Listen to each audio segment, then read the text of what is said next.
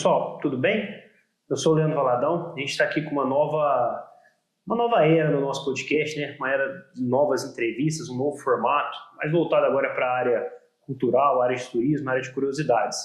Vocês estão vendo aqui do meu lado, Dalmo Branquinho, advogado, farmacêutico bioquímico, professor, e agora, uma novidade, a gente já vai entrar na novidade agora, na nova fase da vida dele. Primeiro eu vou pedir para vocês compartilharem esse vídeo, envia para as pessoas, compartilhem no Instagram, no seu Instagram, no seu Facebook, nos grupos de WhatsApp que você participa, manda para todo mundo, isso é muito importante para a gente, tá certo? Dalmo, obrigado por estar aqui, vamos falar um pouquinho hoje dessa... Tá aqui, viu, gente? Ó, já tá aqui em cima. Falar um pouquinho dessa nova fase da sua vida, como que isso surgiu, o que isso te traz de benefício, o que você acha que você vai levar de benefício para as pessoas. Muito obrigado. Eu que agradeço, é um grande prazer recebê-lo aqui no meu escritório. A Mislene, que ninguém está vendo aqui, mas está aqui conosco também. Cameraman. É a nossa cameraman, então é um grande prazer recebê-la também, já que a gente se conhece há quanto tempo, né, Mislene? Então nós temos um enorme prazer em recebê-los aqui, principalmente falar sobre a minha vida, né, de uma forma geral, e especificamente sobre essa nova fase, que para mim é muito importante. São descobertas, né? São descobertas e vai me dar quando você pensou em fazer isso. Eu acho que isso sempre teve na minha cabeça, mas nunca teve uma possibilidade de abrir, e agora chegou a hora. É isso aí. Pessoal, vocês devem lembrar, né? O ano passado, no nosso podcast, o Dalmo esteve com a gente lá nos nossos estúdios. A gente fez um vídeo ao vivo para vocês. Agora, nessa nova fase do podcast, a gente está fazendo com entrevistas gravadas, mas isso é muito importante, que a gente consegue levar mais conteúdo para vocês do que no ao vivo. A gente consegue trabalhar um pouco mais o conteúdo da entrevista. Bom, vamos lá. Para que vocês sabem, o Dalmo é pedregulense, família Branquinho. O Dalmo é farmacêutico bioquímico, é advogado especialista em direito médico, foi também coautor da Constituição Federal Interpretada, a 14ª edição da editora Manoli, e agora autor do Conto da Lua na Varanda e também do Ecos do Rio Rosa, um conto de 2024 e outro romance de 2025. Então, como que a pessoa passa assim, né? Primeiro ele é farmacêutico bioquímico, né? Depois ele vira advogado, vai para o direito, uma área completamente diferente. Aí se torna especialista em direito médico. Aí professor, né? Como que parte para a literatura? Isso já era um sonho seu de infância? Era uma coisa que você sempre quis, mas pelos acontecimentos da vida você não conseguiu fazer, e agora conseguiu passar para essa fase da literatura? Explica para a gente como que é isso. Eu sempre li muito, sempre gostei muito de ler, desde criança, até mesmo as revistinhas pequenininhas, eu quase não entendia muito bem o que estava escrito, mas eu gostava de pelo menos folhear, ver as figurinhas, sempre tive livros infantis. Depois, meu pai também gostava muito de ler, muito, e ele comprava aquelas enciclopédias, aquelas de religião, de economia, a Barça, a famosa Barça, né? Não sei nem se existe mais com a internet né, nesse ponto, mas eu sempre gostei muito de ler. E essa história da minha vida de mudar tanto assim, nem eu mesmo sei explicar com tanta propriedade, porque quando eu fui sair de Pedregulho, que eu nasci em Pedregulho, saí de Pedregulho com 16 anos para estudar. Uhum. E aos 17 eu estava em Alfenas fazendo farmácia bioquímica, que nem era uma primeira opção, eu não sabia, na verdade, o que eu queria fazer. Depois me formei, voltei para Pedregulho, e sempre eu tive assim, muito envolvido com a cultura, né, de alguma forma, porque a música fazia parte da minha vida, então participava de festivais de música, compunha, tinha banda, aquela coisa toda. Voltei para Pedregulho, porque eu não consegui, porque eu tinha uma ideia até mesmo de seguir na música, porque eu tinha alguns contatos com gravadoras, mas no momento em que me apresentaram um contrato, eu me assustei e pensei que aquela vida, não sei se seria para mim, aquela vida de enfrentar a estrada.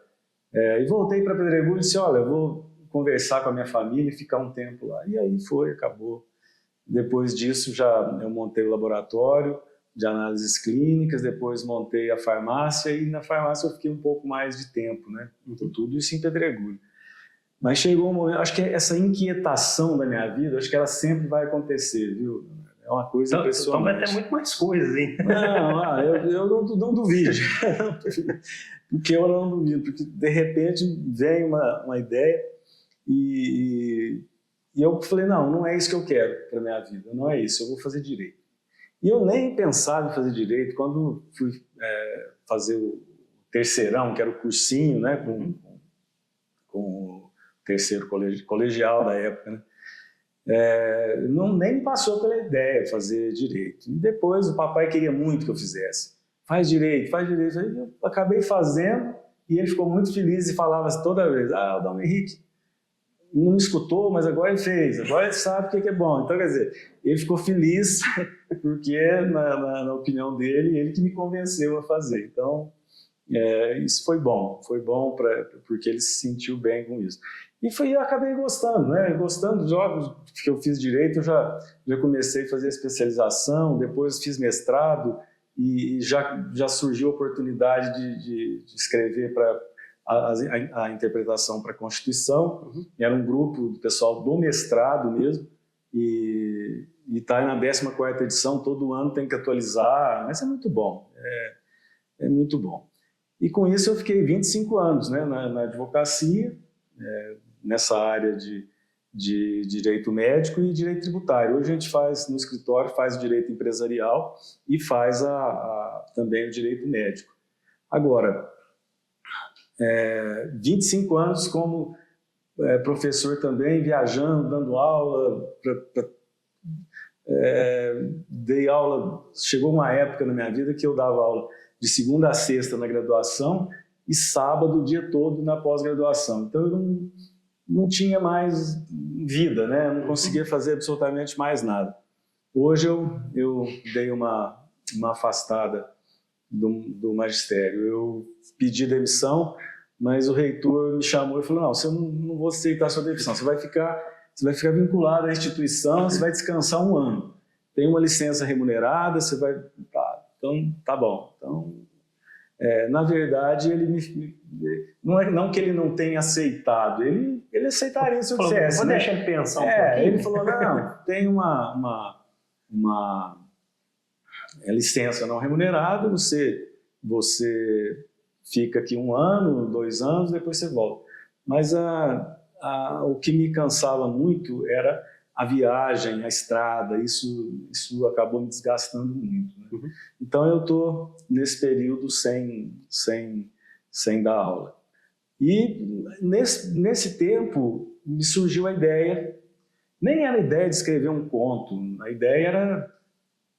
Surgiu, eu coloquei no papel. Veio assim. Veio, igual a música, né?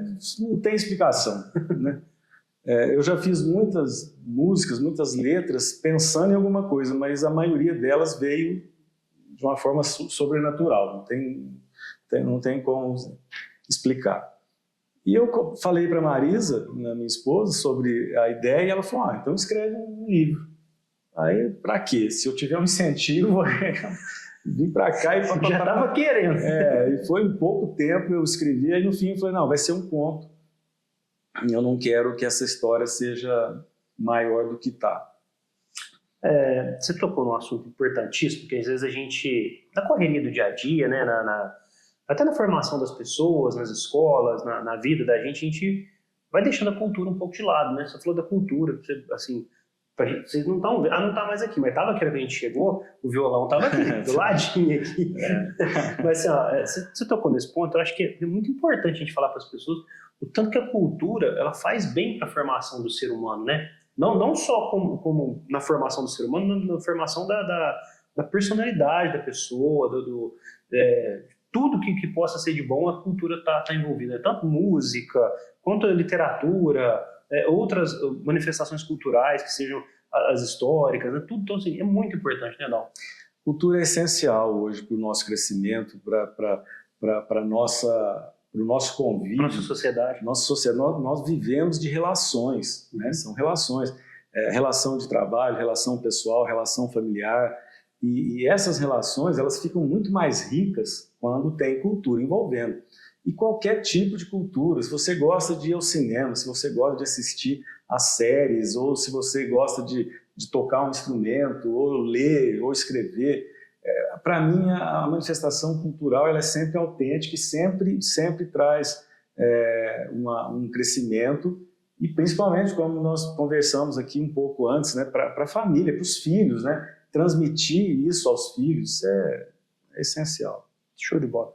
Pessoal, vocês vão estar vendo na tela aí agora o QR Code. Se vocês depois quiserem comprar os livros do Dalmo, vai estar no QR Code aí que eu vou colocar na tela para vocês. Vocês podem acessar, né? Está na Amazon? Está na Amazon e na BOK2. Então, você pode comprar tanto o e-book quanto o livro. Tem o e-book e tem o livro físico, né, de capa comum. Show de bola. Então, vocês podem ver aí que já vai estar o QR Code aí agora. Dalmo, vamos lá. O que representa o Conto da Lua na Varanda? O conto da... Antes de começar, assim, gente, eu sou curioso pra caramba. Como que vem na mente de um escritor o nome do livro? Olha, é muito difícil. Olha tanto que é complexo o nome disso. O Conto da Lua na Varanda. É muito difícil definir isso, porque eu já escrevi uma música que eu já sabia o título, que eu queria. E outras, depois de concluir a melodia, concluir a letra, eu fiquei 2 meses para colocar o título, não sabia que título que eu ia colocar. O conto é o seguinte, eu nem imaginava que seria um conto, como eu falei. Só que a história, eu ouvi muitos comentários de escritores já famosos, né, dizendo que a história ela não admite muita intervenção. O escritor, ele começa, ele tem o planejamento, mas depois as personagens fogem do controle. Elas ganham vida própria e começam a ganhar um caminho novo, né? Então não dá para dizer que eu tenha pensado nesse tema. Só que o conto, como ele tinha como parte principal a história de uma família, que conta uma família só e outras pessoas que estão relacionando com essa família. E os pais, o pai e a mãe, né, no caso, essa narração, eu entro como um narrador em primeira pessoa, ali, uma narração em primeira pessoa, só que ficção, né? Uma outra questão importante depois que eu vou falar sobre a questão da ficção, né? E o título veio porque era o momento especial da família quando eles iam para a varanda e aguardar a lua cheia ou as super luas, né? Então eles falaram, era um evento, então a família se reunia e tal.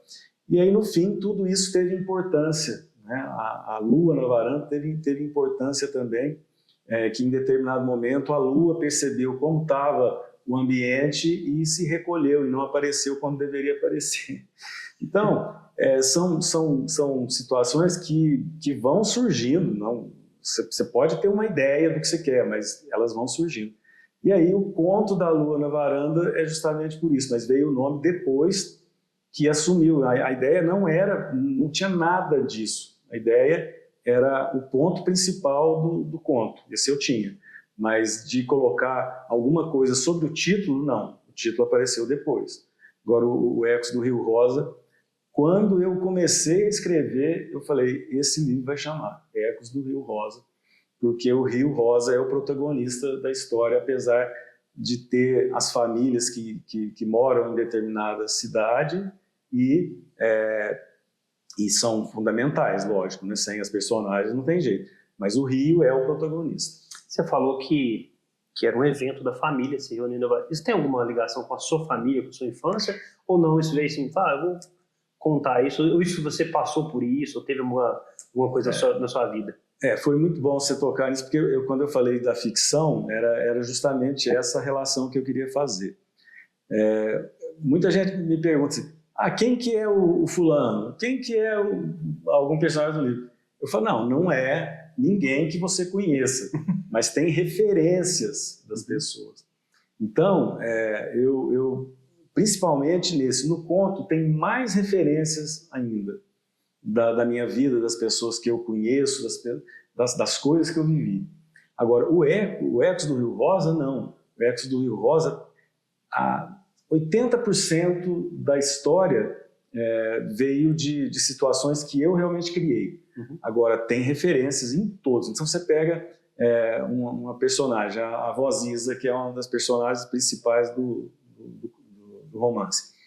A Voz Isa, eu tenho referências dela na minha vida desde criança.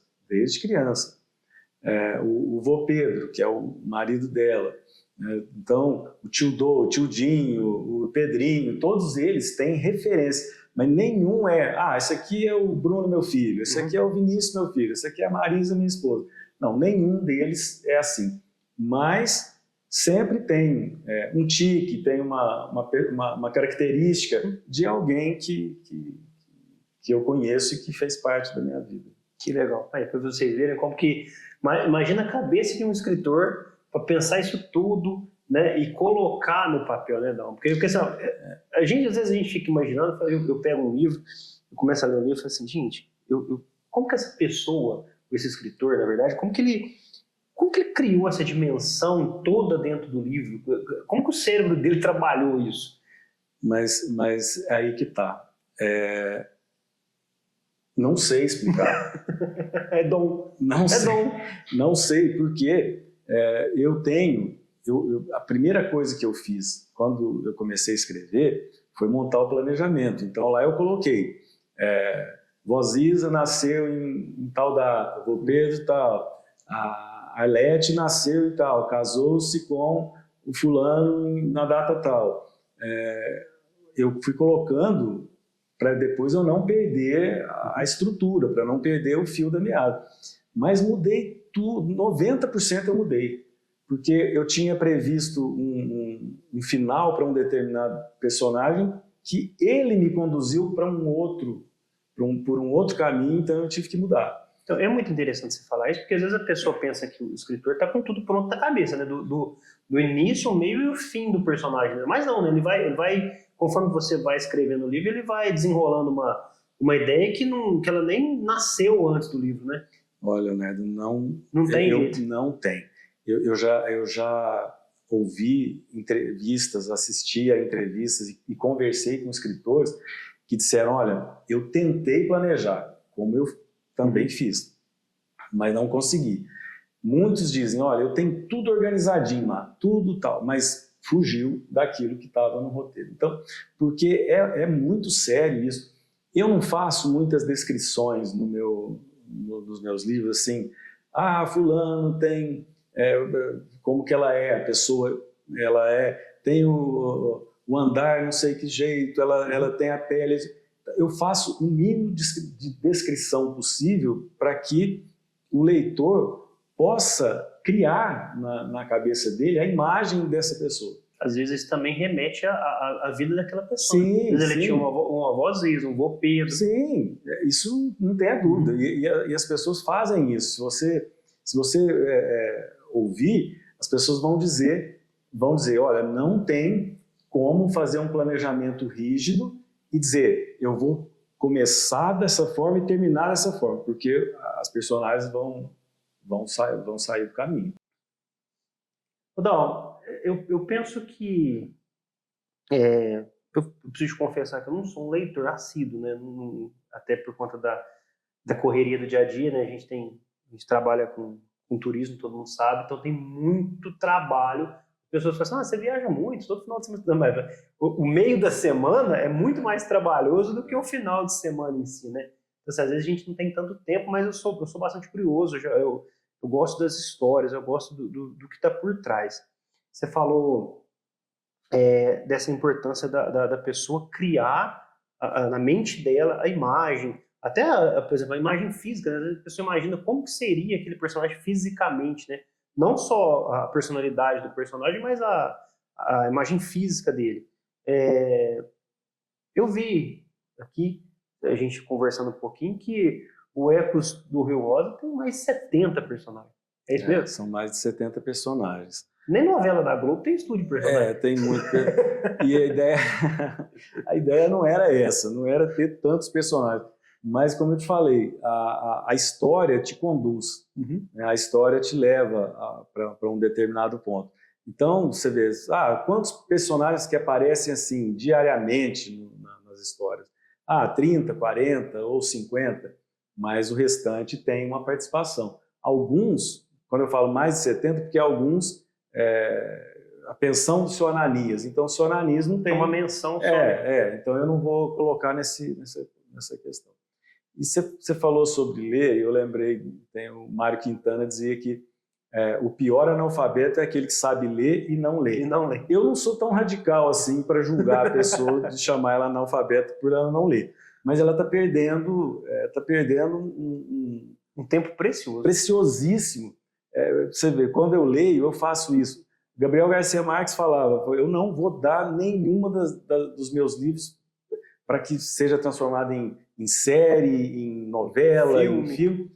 E aí ele faleceu e fizeram 100 Anos de Solidão na Netflix.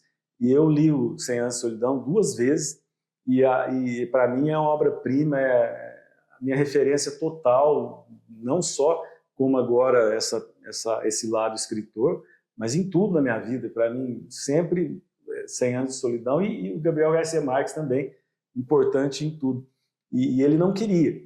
Tanto que ele deixou uma vez, de tanto insistirem, ele deu autorização para O Amor nos Tempos do Cólera. E fizeram um filme horroroso, e ele detestou. Só que aí ele faleceu, os filhos falaram, não, vamos fazer uma homenagem ao meu pai. E a exigência dos filhos foi que não mudasse absolutamente nada do livro. E realmente aconteceu dessa forma. Eles fizeram uma série muito boa, primeira parte, primeira temporada. Muito fiel. Eu gosto muito, e até os diálogos foram mantidos, né? Mas ele falava isso. Ele falava, eu não posso jogar isso na televisão, porque eu quero que o leitor imagine como que é aquela pessoa, e não que a televisão imponha aquela imagem a ela, né? Então eu tinha, por exemplo, as imagens de todos os lados da história, e quando eu assisti a série, eu não tive um choque, porque estavam bem próximos daquilo que eu tinha idealizado. Daquela imaginação. Aí sim, né? Agora, para fazer essa adaptação sem o rigor que foi necessário, seria um desastre total, né? Então, o Romance Épicos do Rio Rosa, o que é o ponto central dele? Olha, sem querer ser pretensioso, eu quis discutir muitas questões, muitos assuntos que são caros para mim, e eu coloquei dentro das relações interfamiliares, né?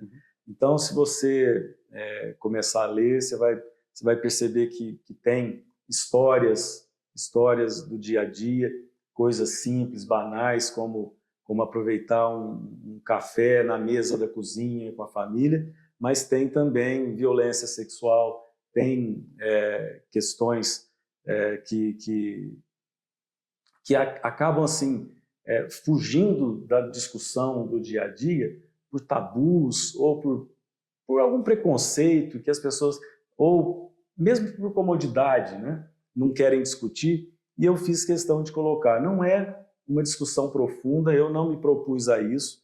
Eu poderia ter o livro físico vai ter 271 páginas, o e-book está com 315, porque é outro formato, mas eu poderia fazer umas 500 páginas e aprofundar em cada uma das discussões, mas eu acho que não era essa a minha ideia. Então eu quis chamar atenção para alguns pontos, né, que são discutidos no livro, e eu não tomo partido de nenhum deles, eu coloco, é o leitor que vai ler e vai entender da forma como ele acha melhor, né? Então, mas assim, como eu disse no início, o protagonismo do Rio, que é o foco. porque como eu sou assim, fã ardoroso do Gabriel Garcia Marques, Isabel Allende, né? Então, e eles têm uma corrente que foi chamada de realismo mágico. E eu gosto muito disso. Eu gosto muito e tentei. Quem sou eu, né, para falar eu pertenço ao realismo mágico? Não tem de forma nenhuma essa pretensão. Mas era natural para mim escrever dessa forma. Então, quando eu coloco o rio reagindo, é mágica, né? Mas misturada à realidade do porquê ele está reagindo. Então, e ao que ele está reagindo. Ao que ele está reagindo. Então, eu tentei fazer dessa forma. E o rio, por isso que são ecos do Rio Rosa, são tudo aquilo que reverberou dentro da cidade, que a cidade, como eu já cheguei a comentar com você em outra ocasião, a cidade eu criei. Então não existe, é o Brasil, mas é um Brasil imaginário. Então a cidade que se chama Arietes, e eu explico por que se chama Arietes, como que foi o início, como que foi a fundação da cidade, quais são as características. E aí dentro desse município nós temos um parque, que é um parque estadual, que se chama Parque Estadual do Rio Rosa. Então o Rio Rosa é tudo no livro. Ele participa... Ele é o centro de tudo. Ele reage quando tem o luto, ele reage quando alguém é agredido, ele reage para tentar salvar a vida de alguém. E então eu procurei dar esse contexto, né, para me encaixar, não que eu quisesse me encaixar no realismo mágico, mas é porque as tramas são reais, mas as reações do rio e também a história, até na capa tem, eu não vou tirar a novidade, né, nem dar spoilers aqui, mas a capa também tem uma explicação sobre uma história que permeia também o Rio Rosa e que faz parte das famílias de Arietes, que é essa cidade. Então, você vê, eu tive que criar tudo, eu tive que criar um estado, eu não me preocupei em dizer onde está esse estado no Brasil. É norte, é nordeste? Senão eu teria que era outro tipo de discussão que eu não queria entrar, né? Então é um rio, tem um parque estadual, tem uma cidade, tem outras cidades, são mais 4 cidades, tem a capital do estado, as universidades dessas outras cidades. Então foi tudo assim, no Brasil, porque é Brasil, isso foi premissa básica, né? É no Brasil, só que num Brasil imaginário. Você falando que é Brasil e esse nome Rio Rosa, né? Tem alguma dimensão ambiental? Total? Total. Foi bom você tocar nesse assunto, porque as cidades vão chamar Lago Estreito, Riacho Belo. Eu procurei também não ter nome nenhum de nenhuma cidade antes de colocar os nomes que eu gostaria, né? Então, o estado, por exemplo, chama Estado de Rochedo Alto. Né? Então, tudo tem. Dentro da cidade, o bairro, Águas Rosas, tudo remetendo ao meio ambiente.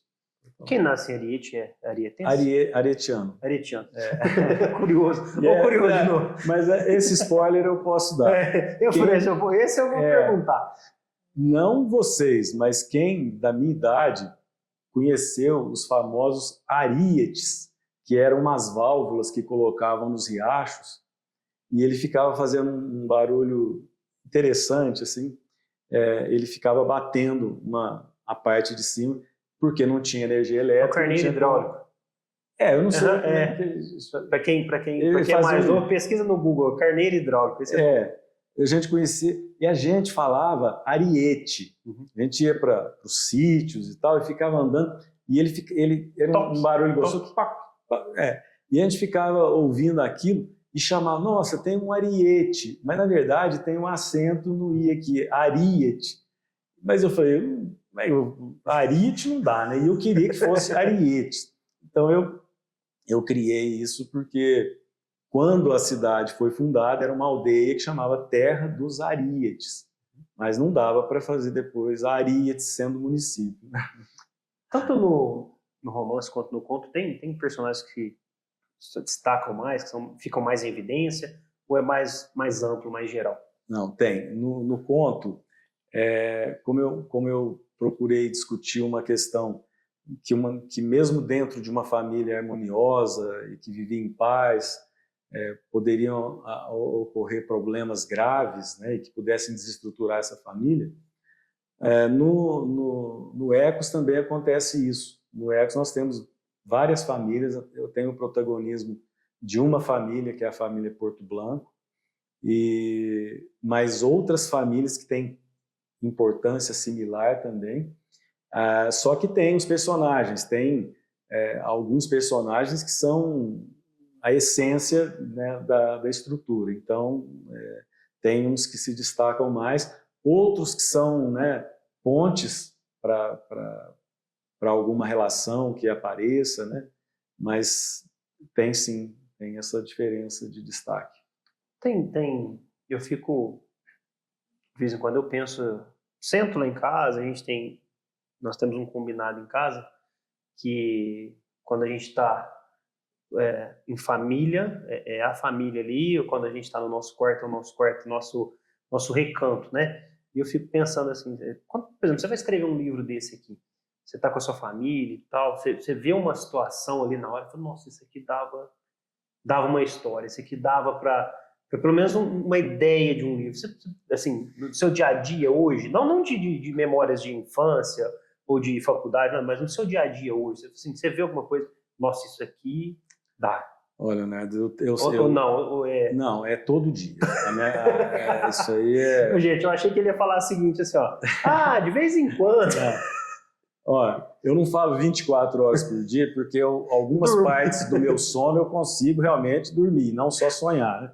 Eu já cheguei a acordar pela manhã assim e falar para a Marisa, sonhei com um negócio lá que isso aqui eu vou ter que mudar no livro. Sonhei com um personagem do livro, vou lá e mudo, ou então construo um personagem do livro. Por isso que o planejamento não tem jeito, não há planejamento que suporte isso. E eu tenho uma memória muito boa de situações que aconteceram muito tempo atrás. No conto, eu atribuo a um personagem uma coisa que aconteceu comigo, que eu tinha 6 anos.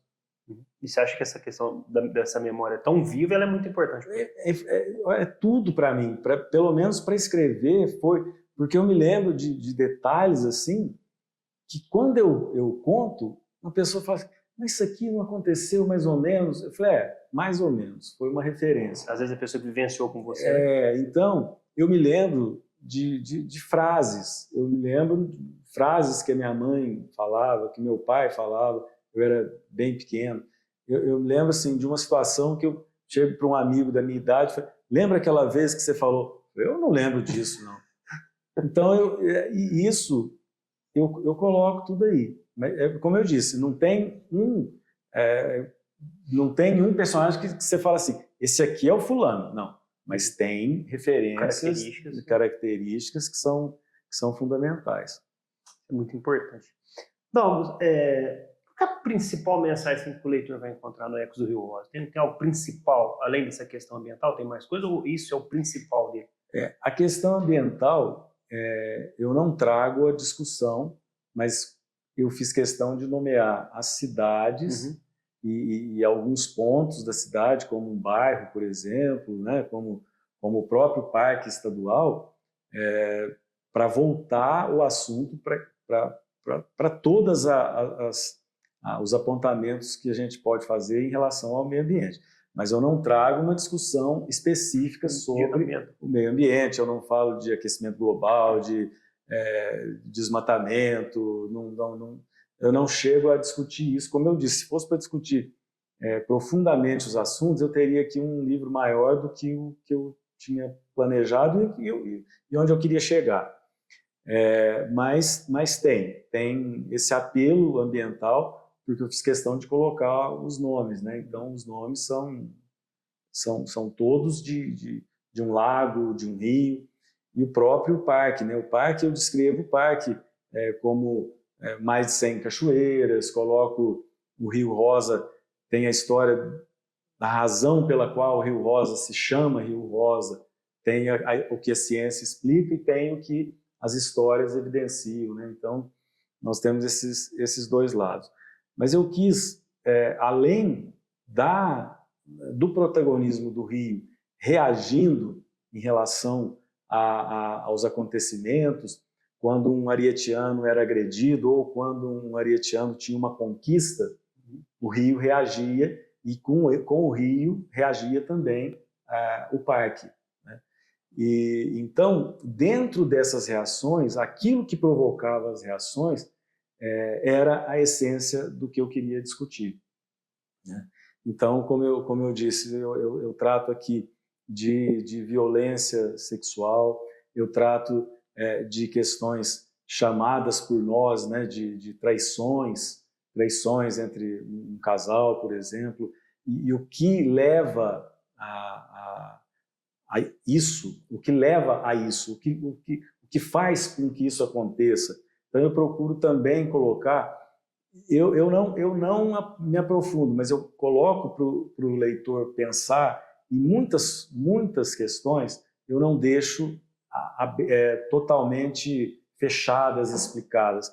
Eu quero que o leitor tenha também a chance de ser desafiado e pensar, mas esse caso eu achava que era outra coisa, eu achava que isso aqui ia levar para outro rumo, né? Então, o leitor pode ter essa possibilidade de fazer o julgamento dele como... Isso, porque eu acho assim, muitas questões eu quis definir, mas outras eu deixei para o leitor e tive esse retorno de algumas pessoas que leram, falando, rapaz, eu não esperava que fosse acontecer isso, eu imaginava que era outro caminho, né? E dentro dessa, mais dois entenderam caminhos diferentes. E isso era o seu objetivo? Esse era o meu objetivo. Isso é o mais importante. Mas que as pessoas ficassem incomodadas com algumas coisas, com alguns fatos que eu coloco no livro. Que legal. Vocês estão vendo, né, gente? Tanto que é complexo você criar uma obra de literatura, tanto que é complexo. O Dalmo falou, desculpa, o Dalmo falou, eu acordei, sonhei, eu pensei aquilo de noite, que aquele personagem ele tinha que mudar isso, ou tinha que nascer um personagem novo. Então, tá vendo? O tanto que é complexo para se chegar a ter uma obra dessa, assim, tão elaborada, tão pensada, é bem complexo. Né? Uma pessoa tem... Quanto tempo demora para... Desde o planejamento, a ideia, até a impressão do livro, assim? Em 6 meses eu concluí esse livro. Eu achei que fosse mais tempo. Eu achei também que eu ia demorar mais tempo, mas eu acabei escrevendo assim em tempo recorde porque não parava de chegar a ideia, né? Era um turbilhão de coisas. Então eu acabei dedicando muito tempo, demorou mais para mim, foi revisões. Até agora eu estou revisando. Até agora. Depois, porque eu ainda a editora não mandou ainda muitos livros para venda. Elas estão agora com vendas nos marketplaces, mas não tem, assim, não está ainda na livraria. E eu estou aproveitando esse espaço, esse tempo, para revisar. E os autores falam que você não pode ler o livro de novo depois você que quer escreve, mudar. Você quer mudar tudo, né? Eu te pergunto assim, quando você vai fazer a revisão, você fala assim, eu acho que esse personagem não devia ter feito isso. Eu não estou mudando isso, mas tem muita coisa que eu estou revisando, porque sempre, mas depois que eu falar assim, essa última revisão eu não vou ver mais. Não vou ver porque eu faço isso com as músicas. A letra se bem que eu tive que mudar algumas letras recentemente, porque eu não lembrava, não tinha notado. A música eu tinha feito em 1982, por exemplo, e não lembrava da letra. Aí peguei e tive que construir novamente, e aproveitei a pandemia, que nós ficamos 2 anos e acabei fazendo isso. É isso aí. Bom, 2024 teve um conto, 2025 teve um romance. Tem mais por aí? Nós estamos chegando já em 2026 já. Olha, a Marisa vai ficar louca comigo, porque ela nesses 6 meses eu acabei assim dedicando muito tempo e até mesmo exclusivamente a isso, né? Que eu eu não queria perder as ideias e as coisas saíam assim, mas eu até prometi a ela, falei, eu vou escrever outro. Já mostrei até a primeira parte, ela aprovou, porque ela lê tudo, ela lê e dá opinião, né? Mas eu não quero fazer rápido assim, não quero fazer. E até... É desgastante quando faz rápido? Não, para mim não. É tranquilo? Para mim é desgastante para as pessoas que estão comigo, né? Para ela, para às vezes os meninos que vêm também, nem dava muita atenção, porque eu não queria acabar, eu queria colocar as ideias, né? E então você vê, eu falando que a Marisa acaba sendo fundamental também, e me lembrou aqui uma história que o Jorge Amado quando ele estava escrevendo Dona Flor e Seus Dois Maridos, ele chegou no final e ele matou a Dona Flor. E a Zélia, a esposa dele, chegou, olhou, né? Ele escrevendo e tal, olhou e fez assim. E saiu. E ele ficou com aquele negócio na cabeça. Eu vou ter que Passou ela. um pouco, ele chegou e falou para ela, ei, Zélia, aquela sua amiga, hein? Pronto, mudou, voltou, ela ressuscitou, né? E ficou o sucesso que nós temos, tanto no livro quanto no cinema, e séries, né, e tudo mais. Então, a Marisa, sempre quando eu termino alguma coisa assim, eu vou mostrando para ela, e ela pergunta, mas isso aqui aconteceu em tal época, isso aqui está errado. Então, aí eu vou lá, porque chega um ponto que você lê tanto aquilo que você escreveu que você não enxerga mais nada, né? Tem que ter alguém de fora para olhar e te chamar a atenção. Então, isso ajudou. Essa visão de quem está de fora é importante, né? Fundamental, fundamental. Você fala até pelo caminho dos personagens, a pessoa... Não, por exemplo, você está escrevendo, a Marisa te acompanha quando você está escrevendo ou não? Acompanha, porque eu comento com ela, né? E os meninos também, o Bruno e o Vinícius também. Eu sempre mando um trechinho para cada um, né? Essa parte aqui... Dá um pitaco aí. Mano. O Vinícius, antes de fazer relações internacionais, ele fez estudos literários na Unicamp. Então eu mando para ele fazer a revisão também.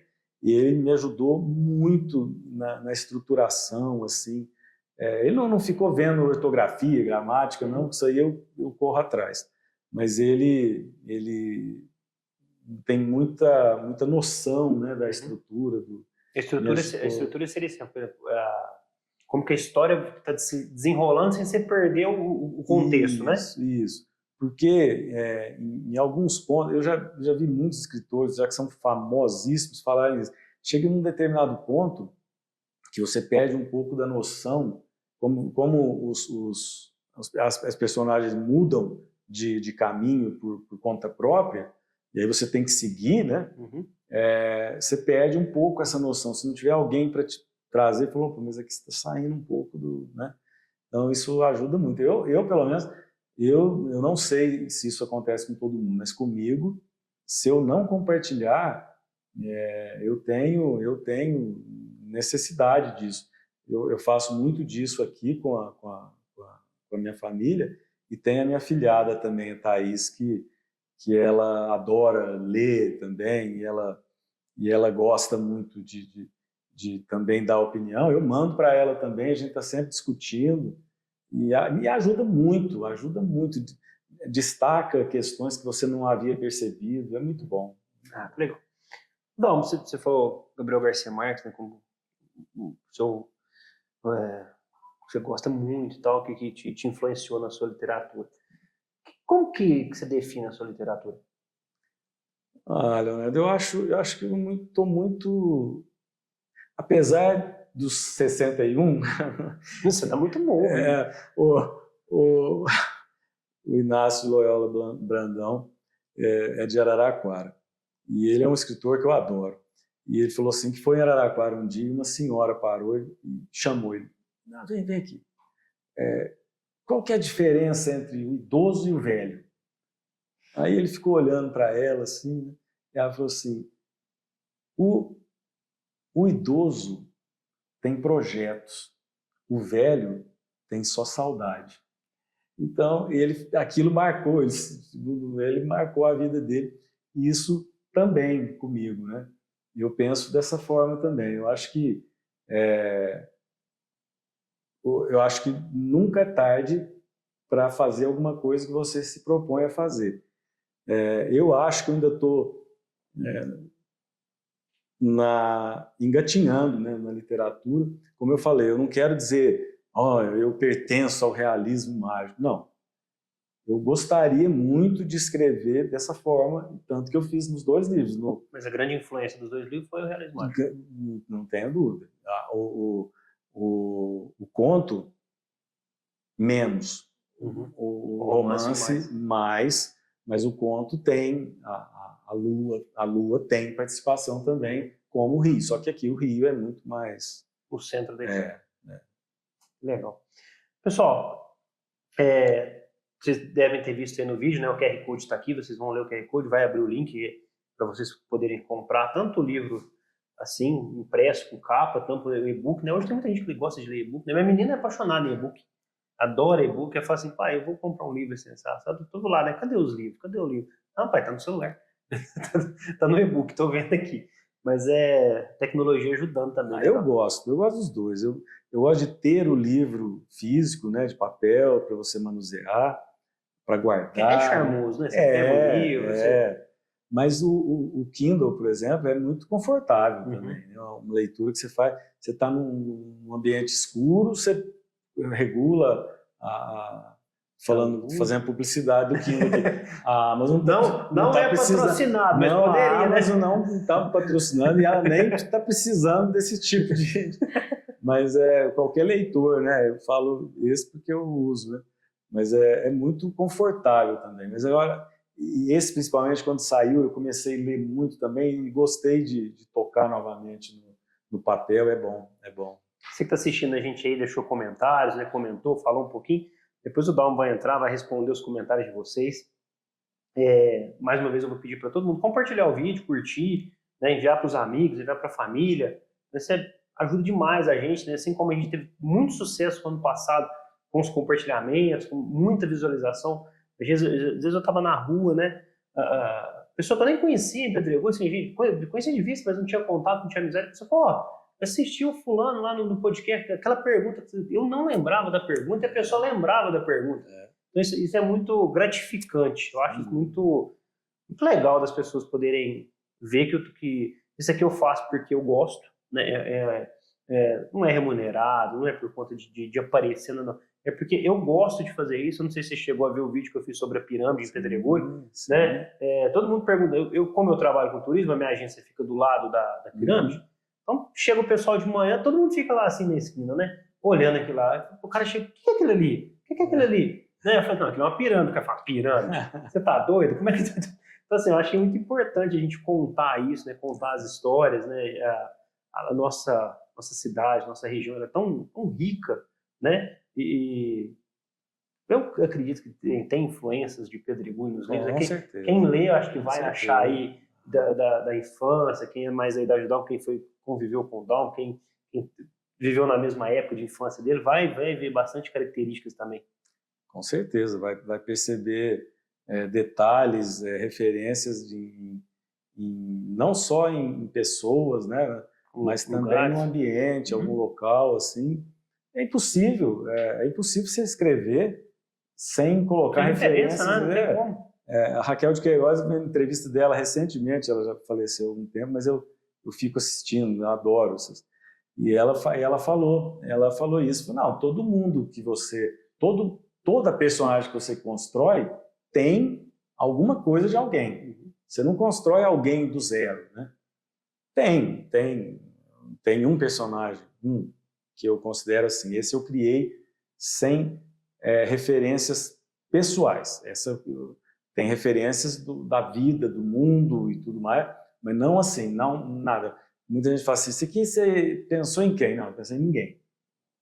Porque eu não queria, e graças a Deus não tem uma pessoa assim no meu conto. No romance ou no conto tem alguém que se parece com o Dalmo Branquinho ou não? Não. Nem na personalidade? No conto, eu coloco na primeira pessoa, mas não sou eu. Né? Não sou eu. Mas como foi a primeira vez, eu coloquei bastante referência, bastante. sobre as pessoas que estão comigo, né? Ou as pessoas com as quais eu convivi na minha infância, na adolescência e até depois, e pessoas da minha família mesmo. Então tem referências fortes. Mas mesmo eu atuando como narrador no conto, porque o Ecos é de terceira pessoa, então não tem isso, mas no conto tem. Então eu digo, o meu irmão, a minha mãe, não sei o quê, mas não sou eu. Mas tem mais referências minhas ali do que aqui, seguramente. Quando você partiu para escrever o seu primeiro livro, né, o conto, surgiu alguma insegurança? Você falou assim, será que vai dar certo? Será que eu vou conseguir terminar? Será que eu vou publicar? Olha, ou não? Você já era muito certo que ia... Não era certo, por isso que não me preocupou. Eu não sabia até onde eu ia, não sabia que caminho que ia tomar. Eu nem imaginava publicar na Amazon, por exemplo. Hoje está lá foi o primeiro, na Amazon tem o e-book e tem o livro físico na Amazon. Eu lia, sempre comprei os livros lá, e acabam sendo até mais em conta, né, os livros lá. Tem uma... Não dá para nem saber, acho que é infinito. Você imagina o estoque? Eu acho que é infinito, não dá nem para saber. Então eu não tinha essa ideia de dizer, olha, eu vou chegar... De repente o livro estava pronto. E eu me lembro assim, o conto, a Marisa estava na cozinha fazendo alguma coisa lá e trouxe uma taça de vinho e ela tomando vinho e trouxe aqui. Eu comecei a escrever, eu vou terminar isso hoje. Terminei, era 1h da manhã. No outro dia eu falei, agora o que eu vou fazer com isso? Né? Aí que eu me veio a ideia. Eu falei, não, peraí, eu vou ver se eu publico. Uma semana depois já estava na Amazon. Que legal. E-book. E muita gente adquiriu o e-book, muita gente leu, comentou, né? Então é assim. Agora esse não. O Ecos, quando eu escrevi, eu sabia o que eu ia fazer com ele. Eu sabia que eu queria já publicar tanto em e-book quanto... Eu sabia que encontrar editora que vai bancar o livro, não encontrar...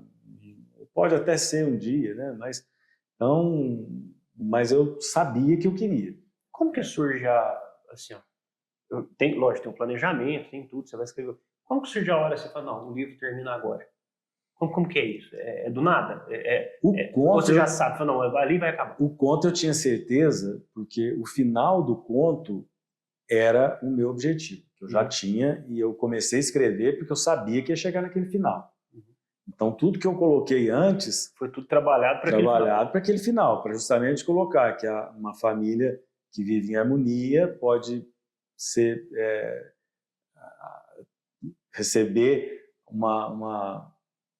ou ter fatos que são desastrosos e que mudem o rumo da família. Isso aí, mas eu sabia o final, sabia o que eu queria do final. Esse não, o romance não. O romance eu sabia o rumo que eu daria, mas eu não sabia como é que seria o final dele. Até por conta da quantidade de personagens? E até mesmo porque alguns personagens que eu tinha planejado o final deles e eu mudei, então o final do livro mesmo eu não sabia. Só que aí você fez uma pergunta interessante. Como que você sabe? Em que momento que você sabe? Eu não sei explicar, mas vem essa informação. Esse livro tem 41 capítulos. Eu sei que quando eu cheguei no 36º capítulo, eu falei, eu sei que eu tenho mais 5 aqui para fazer, porque eu ia colocando lá no meu planejamento. Falta, então, concluir a história do Seu Honório. Falta concluir a história da Liliana. E aí eu sabia que faltavam esses 5 capítulos. Agora, o último capítulo, que eu até me emociono de falar, porque eu sinto tudo que eu escrevo, né? Eu fiquei assim, eu fiquei louco quando eu escrevi, porque a Marisa me conhece, né? Eu choro escrevendo, quando eu dou uma gargalhada, ela chega para ver, eu estou escrevendo alguém falando alguma coisa que eu achei engraçado, como se não fosse eu que tivesse escrito, né? E é assim, então você fica imerso nisso, fica louco. Daí eu cheguei, quando eu falei, eu descobri o fim, aí eu me arrepiava assim, falando, era o que eu queria. E é alguma coisa que nos dá essa informação que não dá para entender. Que legal. Pra vocês verem, tanto que a gente fala assim, é muito complexo criar uma obra dessa. Por exemplo, você é músico, eu acho que criar uma música já é muito difícil, né? Você pensar na letra, na melodia, né? O que você quer expressar com a música. Mas imagina um livro.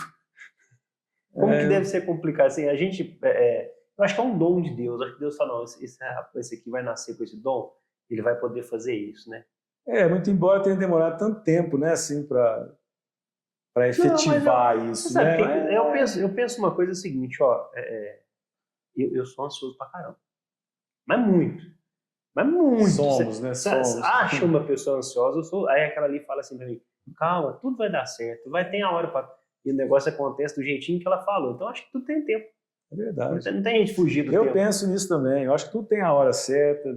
Se eu talvez tivesse pensado nesse projeto com 40 anos, eu não teria levado para frente, ou com 50, né? Então é assim, eu acho que tudo tem um momento. Chegou sem que eu tivesse realmente planejado isso. O conto veio de uma ideia que eu também não sabia que eu ia escrever um livro. Talvez escrevesse uma crônica, uma coisa assim, e aí ficou o conto. Agora esse planejei. Planejei escrever e esse foi diferente. O próximo, que eu não sei quando, né? Quando vai começar e quando vai acabar, porque eu também não quero pensar nisso, aí ainda é incerto. Dom, queria te agradecer muito por essa oportunidade. Isso para mim é sensacional. É surreal a gente poder ter uma oportunidade dessa, de conversar, de trocar ideia, de entender, né, como que uma ideia surge na cabeça de uma pessoa e se transforma num livro.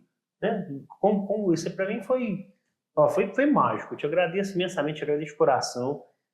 Quando sair o próximo, a gente vai fazer de novo para falar do próximo livro, da próxima obra. Queria te agradecer, te dar os parabéns por isso, porque não é fácil, né? A pessoa tem todas as atribuições da vida dela, profissional, familiar. Você falou assim, às vezes os meninos vinham, você não dava nem atenção para os meninos por conta do livro e tal. Então, assim, primeiro, parabéns, obrigado e fica à vontade. O pessoal está aí te ouvindo.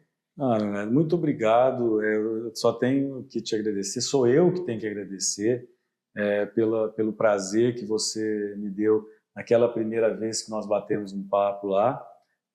Mas naquela foi mais sobre direito médico, né? Então eram outras questões, né? E pelo carinho com que você conversou comigo, né? E colocou as questões para que todos participassem. Teve uma participação muito bacana. Eu adorei ouvir as pessoas, sou fulano aqui e tal, e fazendo as perguntas. Manda um abraço, né? Para mim? Manda um abraço e tal. E eu só tenho que te agradecer agora, né, a gente falar sobre um outro assunto, um assunto que me fascina tanto quanto, né, o direito, mas é a bola da vez, né? Então eu tenho que te agradecer por isso e também te parabenizar você, Mislene, pelo trabalho que vocês fazem, que é fantástico, né? Falar de cultura. E a gente sabe que isso é uma atividade voluntária, né? Não é uma situação em que você almeja alguma coisa com isso. Quando nós conversamos, eu falei com você, da gente bater esse papo, você ficou empolgado na hora, mas falou assim, não, mas isso não... o que isso tem a ver para mim? Eu fiquei imaginando, o Leonardo falando assim, né, vai conversar, na hora eu peguei. Né? Daí você na hora falou, não, vamos, tal, marcou hora, já marcou, já organizou tudo, e aí eu fiquei mais empolgado ainda, porque eu fico assim, você lê o livro, que eu estou doido para comentar as coisas com alguém que eu quero comentar, né? Então, eu quero, e falar com você é sempre um grande prazer, e falar dessa nova fase aí da minha vida gratificante. Muito obrigado e parabéns pelo trabalho que vocês têm feito. Obrigado. Pessoal, a gente agradece a todos vocês, né? Vai estar aí em todas as nossas redes sociais, aqui no Instagram, Facebook, YouTube. Então a gente vai deixar todos os links aqui também na descrição do vídeo para quem quiser adquirir os livros, né? Tanto o e-book quanto o livro físico. Pode entrar lá, pode fazer a compra, você vai receber na sua casa, ou se for o e-book, você já baixa, faz o download, já tem na mão, tá certo? Gente, muito obrigado, até a próxima. Daqui uns dias tem novidades também, a gente vai trazer outras novidades para vocês. Valeu, obrigado. Obrigado.